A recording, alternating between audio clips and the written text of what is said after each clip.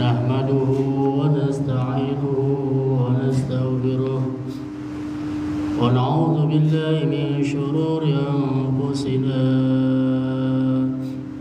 ومن سيئات أعمالنا من يهد الله فلا مضل له ومن يضلل فلا هادي له أشهد أن لا إله إلا الله لا شريك له وأشهد أن سيدنا ونبينا محمد عبده ورسوله لا نبي بعده اللهم صل وسلم وبارك على سيدنا محمد وعلى آله وصحبه أجمعين ولا حول ولا قوة إلا بالله العلي العظيم أما بعد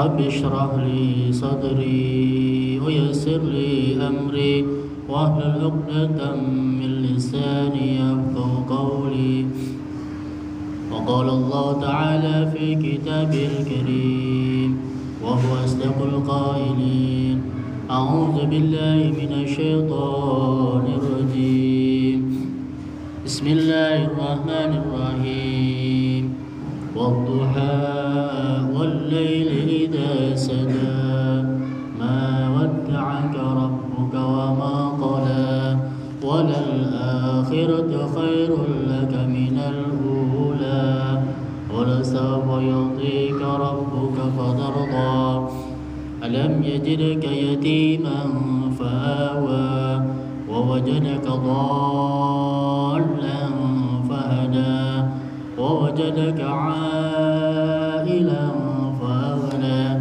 فأما اليتيم فلا تقهر وأما السائل فلا تنهر وأما بنعمة ربك فحدث صدق الله العظيم الله أعلم بمراده بذلك. Saya hormati Ketua DKM Masjid Jami Suci Manah Bapak Ustadz Muhammad Syam SPD, para pengurus Masjid Jami Suci Manah, para Ustadz, Ustazah, Ibu-ibu, Bapak-bapak, kaum muslimin dan muslimat yang hadir dan yang mendengarkan. Mudah-mudahan kita senantiasa diberikan limpahan rahmat dan nikmatnya dari Allah Subhanahu wa taala.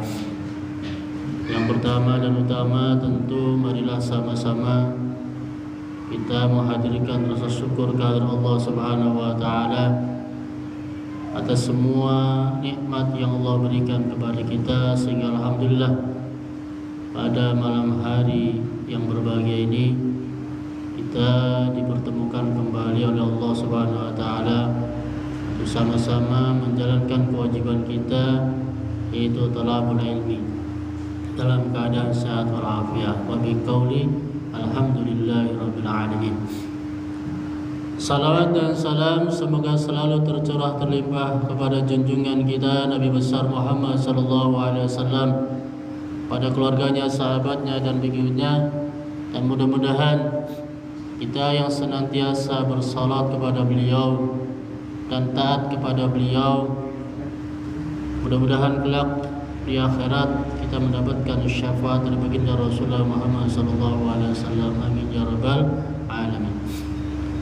Para jamaah hadirin wal mustami'un, malam hari ini kita sama-sama mengaji bersama dalam satu surah, yaitu surah Ad-Duha juz 30, yang familiar di telinga kita manakala imam membaca surat Ad-Duha.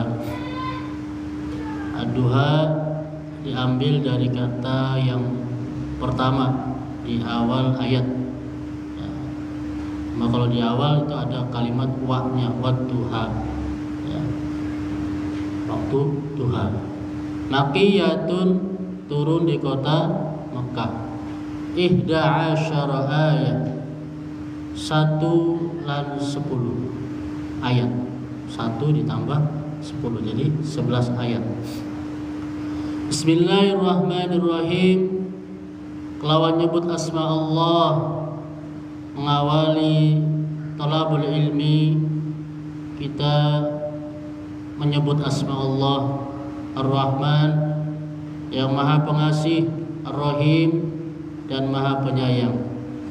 Mudah-mudahan dengan kalimat yang agung ini, dengan kalimat basmalah ini, Allah Subhanahu wa taala membukakan hati kita agar senantiasa menerima ilmunya, menerima hidayah dan taufiknya, yang hakikatnya semua itu dari Allah Subhanahu wa taala.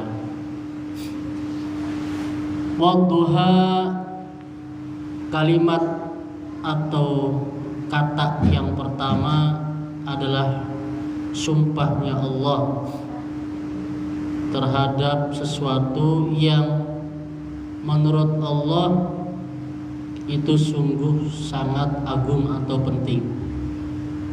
Di antaranya adalah demi waktu duha, waktu sepenggalan matahari mulai naik ke atas, dari semenjak surut habis kemudian masuk waktu duha sampai menjelang zuhur.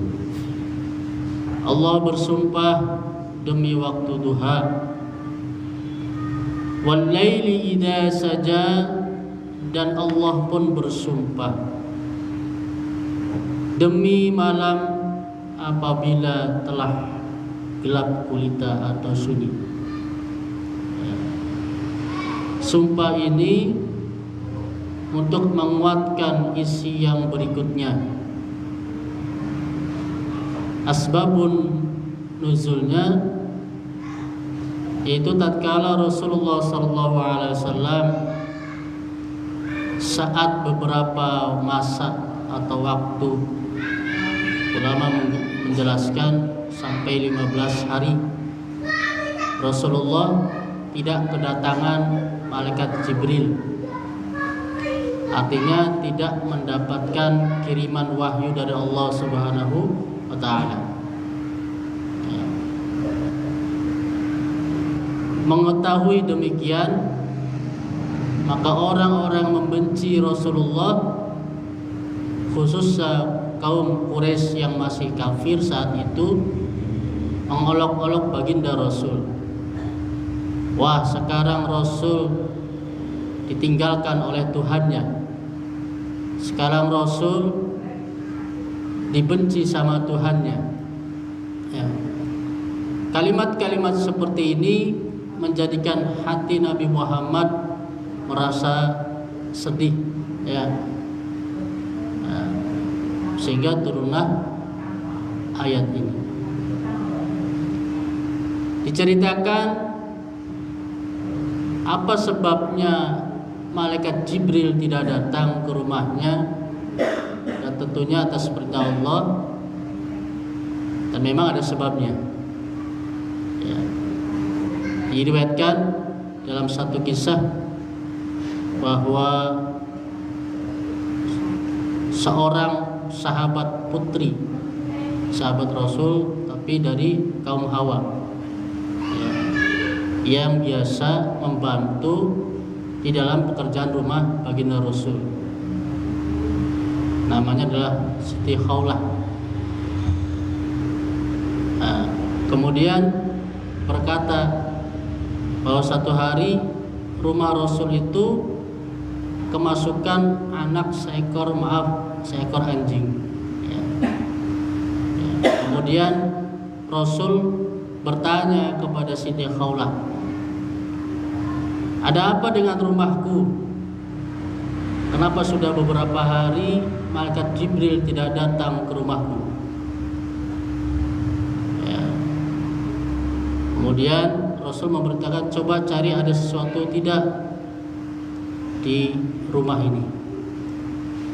Akhirnya dicarilah oleh Siti Khawlah. Cari-cari, ternyata ada seekor anak anjing yang sudah mati, ya. Kemudian disuruh dibuang ke tempat yang lebih jauh. Setelah itu barulah kedatangan malaikat Jibril. Ini satu riwayat.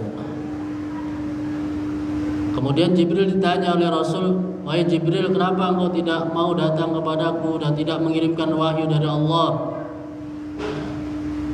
Kemudian Jibril alaihissalam menjawab, "Bukankah aku tidak akan mau memasuki rumah yang di dalamnya ada seekor anjing dan gambar makhluk hidup?" Ya. Itulah jawaban dari malaikat Jibril alaihissalam. Makanya kita di rumah kita, umat Islam tentu tidak boleh memelihara anjing, ya. Nah, itu apa? Supaya malaikat tetap berada di rumah kita. Tapi juga ada sebagian yang membolehkan, ya, untuk keamanan. Tapi kalau ingin rumahnya dimasuki malaikat setiap saat, maka diusahakan dijauhkan dari binatang satu ini dan gambar-gambar yang berupa makhluk hidup. Ma wadda'aka rabbuka wa ma qala. Ya, ucapan dari kaum Quraisy yang masih kafir saat itu, yang menyatakan bahwa Nabi Muhammad ditinggalkan dan dibenci oleh Tuhannya yaitu Allah. Maka Allah menegaskan setelah sumpahnya demi waktu duha dan demi waktu malam. Artinya Allah bersumpah 24 jam itu, ma wadda'aka rabbuka wa ma qala. Sekali-kali tidak, ya, Allah tidak meninggalkan muka itu bermakna Nabi Muhammad. Rabbuka, Tuhan itu Allah. Wa ma qala, dan tidak pernah membenci Nabi Muhammad. Ya, turun ayatnya. Sehingga keterangan ini menjadikan hati Nabi Muhammad yang tadinya gelisah dan sebagainya merasa sudah terobati, ya, dengan turunnya ayat ini. Ketika sudah turun ayat ad-duha ini, maka Rasulullah SAW mengucapkan takbir, Allahu Akbar. Satu riwayat menyatakan takbir itu saja. Ada riwayat lain menyatakan ada dengan kalimat tahlil dan tahmid, la ilaha illallah wallahu akbar walillahil hamd. Maka ulama menganjurkan kepada kita setelah kita membaca surah dari Fatihah, Al-Baqarah, Ali Imran dan seterusnya sampai masuk waktu ad-duha atau surat ad-duha, maka selesai baca duha dianjurkan baca takbir minimal Allahu Akbar. Ya, kalau mau lengkap la ilaha illallah wallahu akbar walillahil hamd. Ya. Setelah duha surat berikutnya juga sama, Al-Insyirah. Kemudian setelah baca surat itu juga sama, dianjurkan sampai An-Nas, ya. Setiap satu surat setelah ad-duha selesai dan sebagainya dianjurkan baca takbir atau dilengkapi dengan tahlil, takbir dan tahmid.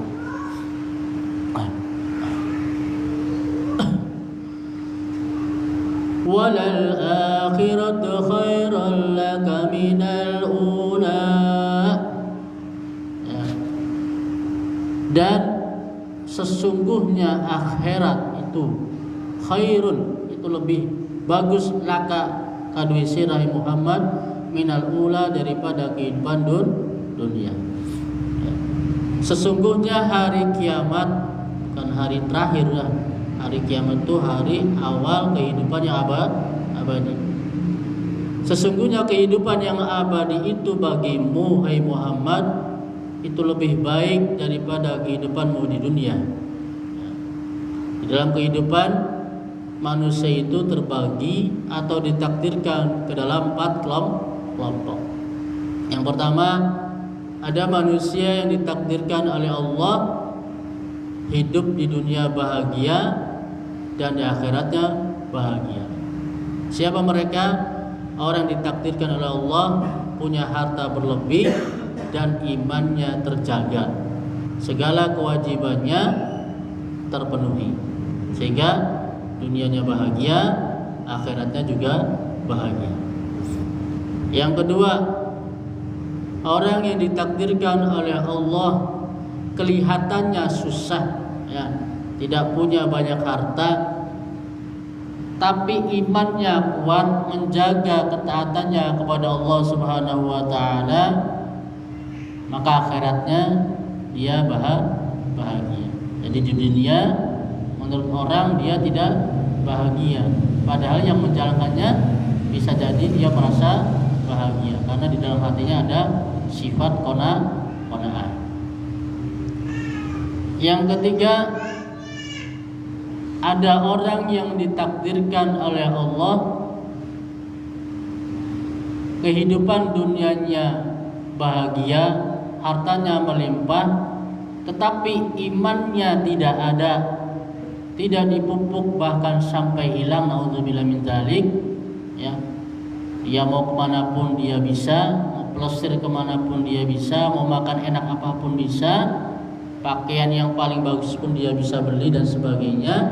Tapi imannya tidak dipupuk, tidak taat kepada Allah, maka dunianya dia dapat bahagia, tapi akhiratnya dia celaka. Alhamdulillah min. Yang keempat, yang terakhir, ada orang yang ditakdirkan oleh Allah di dalam kehidupan dunianya susah, sengsara, harta tidak ada, makan pun pas-pasan, kadang makan, kadang tidak dan sebagainya, ya, cari uangnya susah, ditambah hatinya tidak mau memupuk iman, tidak taat kepada Allah, ya, tidak mengerti tentang kehidupannya, sehingga dia hidup sakarape dewe. Akhirnya sampai akhir hayatnya dia mati dalam keadaan tidak punya iman, dunianya sengsara, akhiratnya pun sengsara. Nauzubillah min dzalik. Empat dari yang empat ini yang terakhir ya sungguh sangat merugi, ya. Maka Rasulullah SAW di dalam menjalankan kehidupannya seperti seakan-akan tidak memiliki apa-apa, ya, serba keterbatasan. Maka Allah menegaskan walal akhiratu khairul laka minal ula. Maka akhirat bagimu jauh lebih baik daripada kehidupan dunia. Artinya Allah menjamin kehidupan akhirat bagi Rasulullah itu lebih lebih istimewa, lebih bahagia dan sebagainya.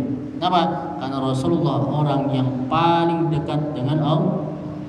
Dan kalimat ini pun berlaku kepada siapapun yang ketika di dunianya senantiasa mendekatkan diri kepada Allah. Ya. Walal akhiratu khairun laka min ula. Jikalau kita dekat dengan Allah setiap saat, walaupun terkadang kita jauh, tapi kita lebih banyak dekatnya kepada Allah, maka kalimat ini berlaku untuk kita. Tenang, nanti akhirat Allah sediakan kebahagiaan yang abadi dan meningkat, ya. Wala sawfa yu'tika rabbuka fatarda. Ya. Janji Allah, dan kelak yu'tika, Allah akan memberikan anugerah kepadamu, yaitu Rabbuka, Tuhan, yaitu Allah, fatarda, sehingga kamu menjadi ridho dan bahagia. Janji Allah kelak nanti di akhirat Allah akan memberikan segalanya, ya, memberikan kebahagiaan untuk kanjeng Nabi. Ya. Mendengar ini Nabi lantas ingat umatnya, ya, di dalam riwayat Imam Muslim, ya, dari Abdullah bin Amr bin As, ya, Rasulullah SAW itu ngomong, ya, duh Gusti, ya Allah, umatku ya Allah, umatku ya Allah. Ya. Dalam hatinya berkata, aku bahagia, aku selamat di akhirat, tapi bagaimana dengan umatku? Yang maksud di sini adalah umat ijabah, ya. Siapa umat ijabah itu? Umat yang ketika meninggal dunia, umatnya Kanjeng Nabi yang ketika meninggal dunia tidak mensekutukan Allah. Artinya dia mati meninggal dunia membawa iman. Itu yang dipikirkan oleh Kanjeng Nabi. Kalau orang yang meninggal dalam keadaan tidak beriman, maka ini tidak dikategorikan dalam keadaan umatnya. Nah, umat Rasul itu ada dua. Ada umat ijabah, ada umat dakwah. Umat dakwah itu umat yang masih perlu didakwai, yaitu orang yang belum beriman kepada Allah, belum bersyahadat, atau orang yang menyekutukan Allah, ngakunya Islam tapi mengambil sesembahan selain Allah. Nah, ada juga umat ijabah, itu orang yang Islam, yang menjaga islamannya sampai akhir hayat. Dan yang difikirkan oleh Rasul, maksud ulama ini adalah umat Islam yang ada imannya, ya. Karena umat Rasul itu adalah orang yang lahir setelah Kanjeng Nabi Muhammad SAW diutus sebagai Rasul. Kemudian sampai nangis Rasul, ya Allah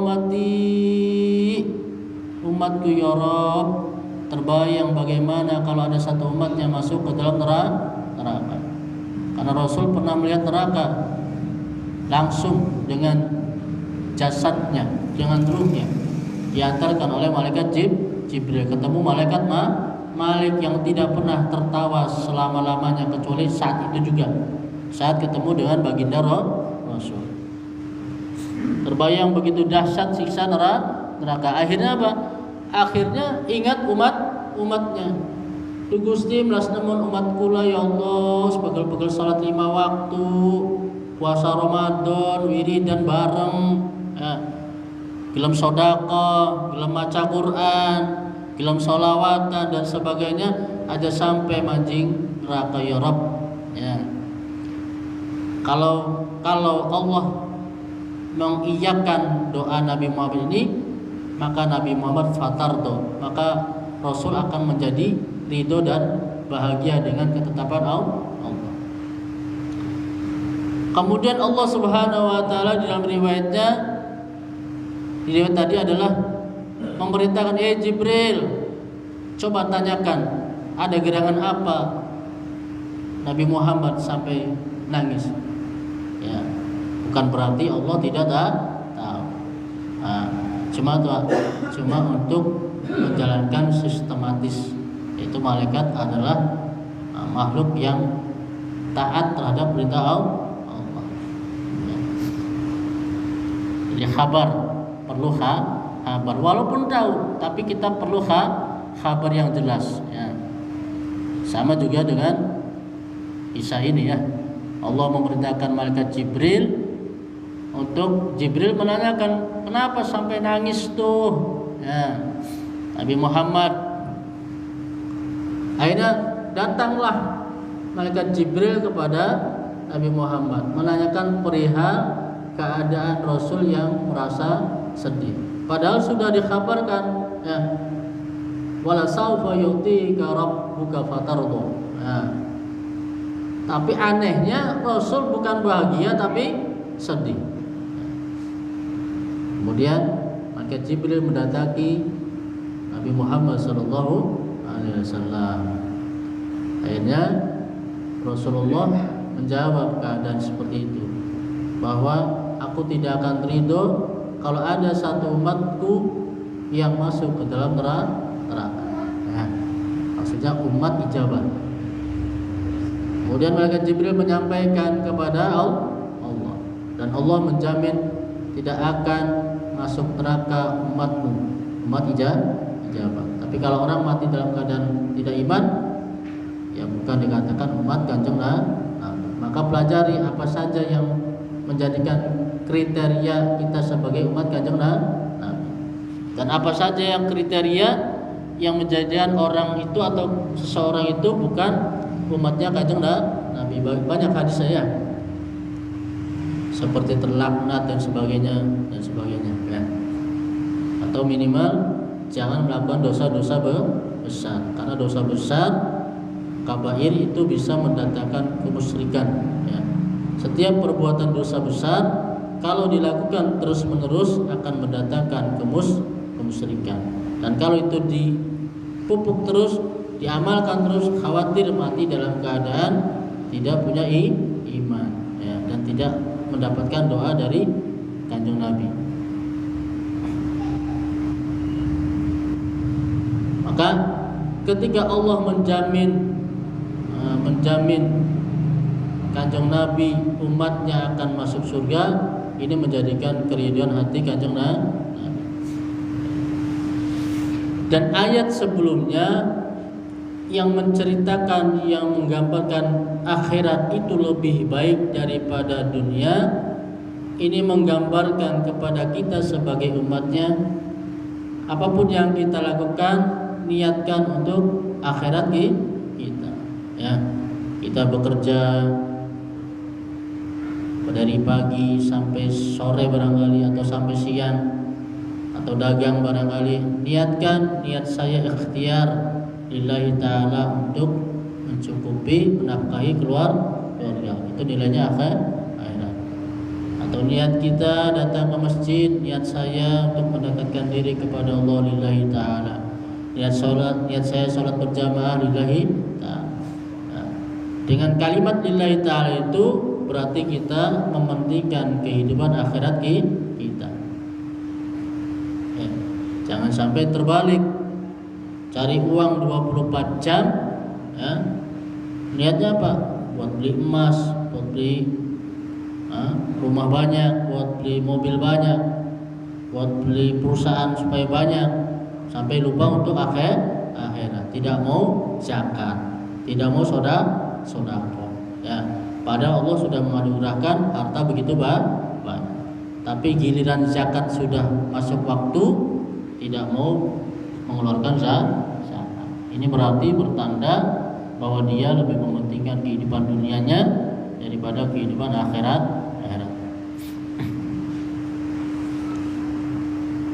Alam yajidka yatiman fa'awa. Bukankah Allah telah menetapkanmu atau menemukanmu, ya, dalam keadaan yatim, ya. Kemudian Allah memberikan perlindungan. Allah Subhanahu wa taala mentakdirkan Kanjeng Nabi Muhammad SAW lahir dalam keadaan tidak mendapati wajah ayahnya, tidak melihat memandang wajah ayah. Jadi yatim. Biasanya kalau yatim itu butuh sosok seorang ayah. Ternyata Rasul ketika lahir tidak mendapati seorang ayah. Ayahnya sudah diambil dulu, ya. Bagaimana Allah memberikan perlindungan? Tentunya bukan langsung, ya, tapi lewat hamba-hamba Allah. Kemudian diutuslah awal itu Sa'diyah untuk menyusui Kanjeng Nabi, karena saat itu tradisi kebaikan orang Arab adalah menyusui anak orang lain atau menyewa ibu susuan, ya. Karena bisa jadi saat itu ibunya lemes dan sebagainya, atau kekurangan air susunya. Kemudian setelah anak-anak dirawat oleh kakeknya Abdul Muthalib, ketika mendapat perlindungan, diberikan kekhususan menjaga. Kemudian diasuh sama pamannya Abu Thalib, ya. Kemudian ketika dewasa bertemu Siti Khadijah dan sebagainya. Dan sahabat-sahabatnya pun bertemu. Jadi kuat, ya.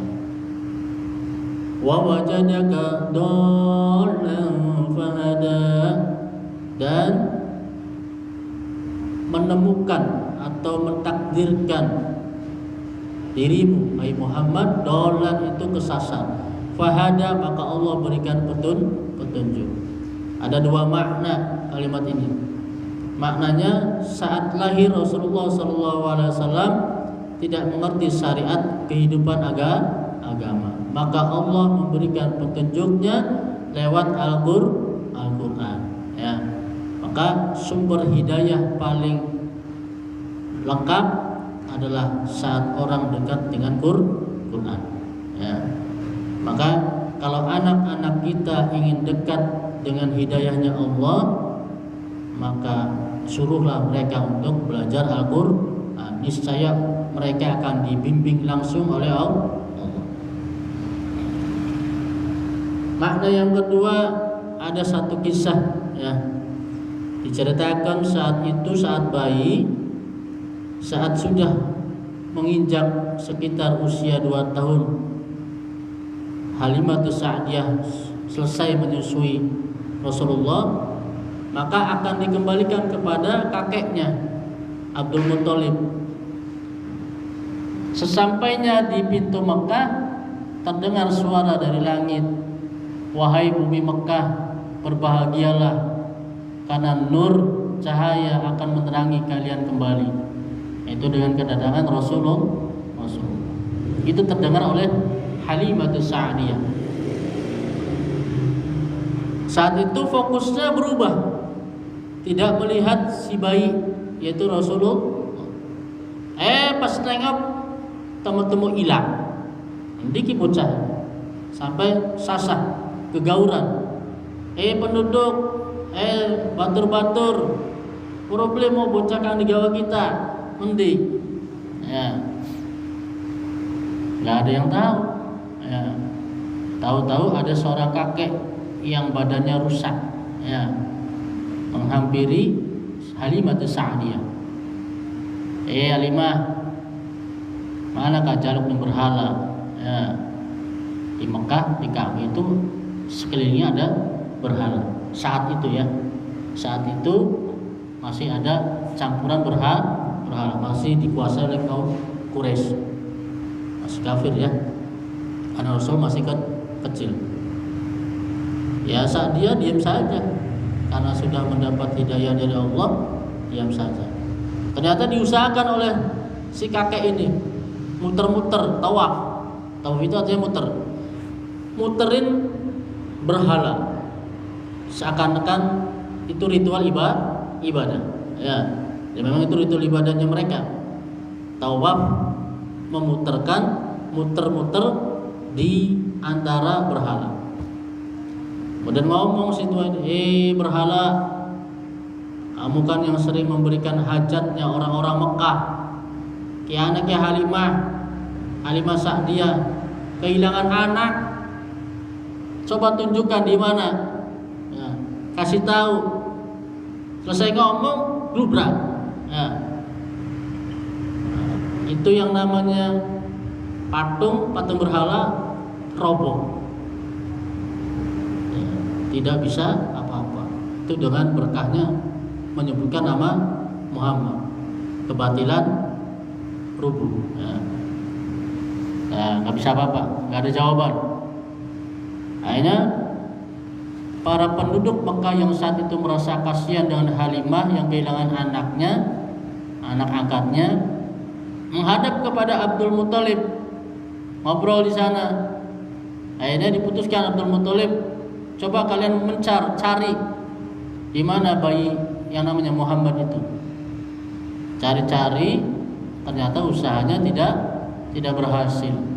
Ya. Akhirnya Allah berikan petunjuk kepada Abdul Muthalib kemudian ke Ka'bah. Ya. Ka'bah, tawafnya niatnya ibadah kepada Allah, karena saat itu berhalanya sudah pada gelimpang, jatuh. Doa kepada Ya Rabb, wahai Tuhanku, berilah kami petunjuk di mana bayi Muhammad berada. Kemudian terdengar dari suara langit, Muhammad ada di tepi, hampir di tepi jurang. Ya. Lagi dolanan dedaunan. Ya. Bayi ciliknya lagi di dolanan daunan. Akhirnya cari di satu bukit itu dan ketemu. Nah, dari kisah ini kalimat dolan itu saat kecil Nabi Muhammad kesasar, ya, mainnya terlalu jauh. Ya. Andai kata Allah tidak sayang kepada Nabi Muhammad, tidak menjaga Nabi Muhammad, maka si bayi ini pasti masuk jurang. Ya. Karena Nabi Muhammad disayang oleh Allah, maka diselamatkanlah nyawa dari Nabi Muhammad. Dan penduduk sekitar, terutama Abdul Muthalib yang sudah dekat dengan Allah, meminta kepada Allah, kemudian mendapat petunjuk, ya, mendapat petunjuk bahwa Nabi Muhammad berada di sekitar jurangnya. Wa wajadaka dhalan fahada wa wajadaka 'ailan faghna. Bukankah Allah telah menetapkanmu kehidupannya atau mendapatimu ailan, orang yang kekurangan menurut matematik keduniaan, ya. Fa'agna, maka Allah mencukupkan rezeki untukmu, ya. Terlahir dalam keadaan tidak punya ayah, tidak punya harta dan sebagainya, ya. Maka Allah mencukupkan. Ada saja jalannya bagi orang yang dekat, yang disayang oleh Allah, untuk dicukupkan rezekinya, ya, termasuk baginda Rasulullah Muhammad SAW, ya. Mulai dari mendapat susuan dari Halimatus Sa'diyah, kemudian dirawat oleh Abdul Muthalib, ya, diberi makan, minum dan sandang pangan dan sebagainya, kemudian dagang bersama Abu Thalib, ya. Kemudian menikah dengan wanita yang kaya raya, Siti Khadijah, yang mendanai dakwahnya. Kemudian dekat dengan sahabat yang kaya raya pula, sahabat Abu Bakar Siddiq radhiyallahu anhu. Itu berarti menunjukkan Allah fa'agna, Allah mencukupkan kehidupan Kanjeng Nabi. Tadi tentu juga dengan Allah kirim hamba-hamba Allah yang hatinya mendapat hidayah dan taufik dan kasih sayang terhadap Nabi Muhammad, juga terhadap syiarnya Nabi Muhammad. Fa ammal yatima fala taqhar, maka terhadap anak yatim fala taqhar, maka janganlah berlaku sewenang-wenang. Karena Nabi Muhammad mengalami kehidupan bagaimana rasanya menjadi yatim, ya, maka Allah perintahkan kepada Nabi Muhammad, ketika kamu mendapati anak yatim, maka jangan berlaku sewenang-wenang, terutama terhadap harta warisannya, ya. Ayat ini juga teruntuk kita sebagai umatnya, ya. Kalau ada harta warisan salah satu anak yatim, ya, maka jangan mengambil haknya, jangan diambil, apa mending diambil kabeh. Biasa yang warak, ya, yang sering juputi anak harta yang ya, bapaknya duwe harta sekian banyak, meninggalkan anak yatim 4 misalnya, anak bisa siji, ya, kan rada adoh nih Gusti, bulit lah, akhirnya ngambil hak anak yatim lainnya, padahal dianya yatim, ya, padahal dianya ya yatim. Contoh saja, ya. Maka ayat ini juga berlaku kepada si yatim tadi. Jangan berlaku tidak adil kepada yatim saudaramu, ya. Kalau pembagiannya sesuai dengan syarat agama, ya sudah, terima apa adanya. Jangan ngambil punya saudaranya atau mengakali yang lain dan sebagainya, ya, karena itu memberatkan, ya. Karena Rasul pernah menyampaikan, sebaik-baik rumah di antara kalian adalah rumah yang di dalamnya ada anak yatim yang dipelihara dengan baik, ya. Dan seburuk-buruk rumah adalah ketika ada rumah di dalamnya ada anak yatim yang tidak dipelihara dengan baik atau diambil haknya. Maka bagi siapapun ibu-ibu yang ditakdirkan oleh Allah suaminya meninggal dunia, kemudian punya anak 1, 2, 3 masih kecil-kecil, ya 4, 5 barangkali masih kecil, terus ibu-ibu ini atau seorang ibu ini kuat mencari nafkah, ya maka berbahagialah, disebut oleh Kanjeng Nabi rumah yang paling bagus atau orangnya paling bagus. Dan kata Nabi, mereka yang memelihara anak yatim, yang menjaga anak yatim, ya, yang memberi nafkah anak yatim, entah itu ibunya, pamannya, waknya dan sebagainya, maka kelak di surga bagaikan dua jerijinya, kata Kanjeng Nabi. Bagaikan dia bertetangga denganku dengan seakan-akan seperti dua jari ini.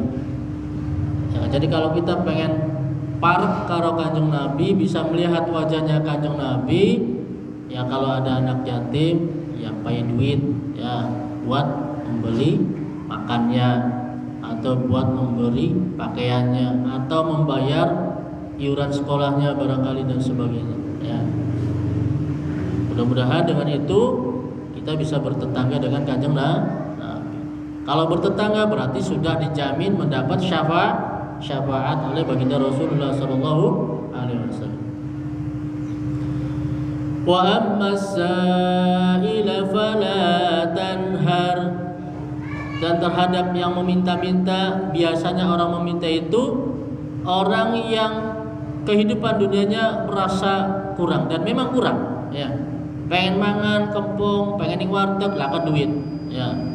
Maka terhadap yang meminta-minta fala tanhar, janganlah ngecek, janganlah menghardiknya, ya. Karena itu adalah bagian dari perintah Allah. Dan bisa jadi suatu saat kalau kita menghardik mereka, suatu saat dunia berputar. Allah jadikan dia menjadi fakir, dan suatu saat dia juga akan meminta. Wa amma bi ni'mati rabbika fahaddis, dan terhadap nikmat Tuhanmu fahaddis, maka syiarkanlah. Artinya kalau kita punya nikmat besar dari Allah, maka syukuran, undang batur-batur tetangga, ya. Caranya bagaimana? Memberi makan, ya. Kalau bentuknya mendapat harta ya, sering berbagi, memberi makan, atau sedekah Jum'ah dan sebagainya. Itu berarti menjalankan perintah Allah, wa amma bi ni'mati rabbika fahaddis. Siapapun orang sering syukuran, ya, dengan berbagi dengan sesama, baik dengan sholawatan dan sebagainya, atau memberi hidangan untuk sholawatan, pengajian dan sebagainya. Paling di Masjid Jami setiap malam ada sholawatan, kemudian kita punya rezeki beli sesuatu walaupun sedikit, maka itu bentuk fahaddis, bentuk menyiarkan syukuran kepada Allah, karena Allah memberikan begitu banyak nikmat kepada kita. Wallahu a'lam bishawab. Ya, mudah-mudahan sedikit banyaknya kita bisa mendapatkan ilmu dari Allah Subhanahu wa taala dan mendapatkan hidayah dan taufik, sehingga kita mampu mengamalkan apa yang kita pelajari malam hari ini. Amin ya rabbal alamin. Mohon maaf bila mana ada kata-kata yang salah. Kita tutup doa dengan subhanakallahumma bihamdika asyhadu an la ilaha illa anta astaghfiruka wa atubu ilaik. Walhamdulillahirabbil alamin. Assalamualaikum warahmatullahi wabarakatuh.